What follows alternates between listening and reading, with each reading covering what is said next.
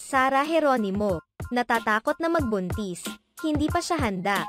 Sa kamakailang episode ng showbiz vlog ng Showbiz Insider at talent manager na si OG Diaz, binigyan niya ng linaw ang mga kumakalat na balita ngayon hinggil sa singer na si Sara Geronimo.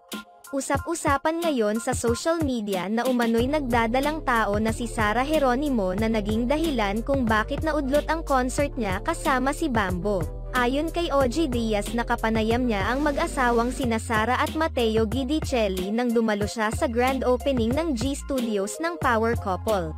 Isa umano sa mga inusisa niya sa mag-asawa ang tungkol sa pagkakaroon ng anak. Ipinahayag naman umano ng dalawa na hindi nila pinipigilang magbuntis. Naniniwala rin umano sila na dadating ang pagkakataon na bibigyan sila ng anak ng Panginoon. Subalit, napansin umano ni OG Diaz na tila iniiwasan ni Sara ang tanong patungkol sa pagbubuntis. Naipahayag pa umano ni Sara na nakaka-relate siya sa sinabi ni Yeng sa isang interview, kung saan takot pa itong mabuntis dahil sa paghihirap na pinagdaanan noon. Pwede bang sa ibang pagkakataon na lang natin pag-usapan yan? Medyo ano po? Ano yan eh? Importante nga po yan. I watched Tianji's interview at sobra po akong nakarelate.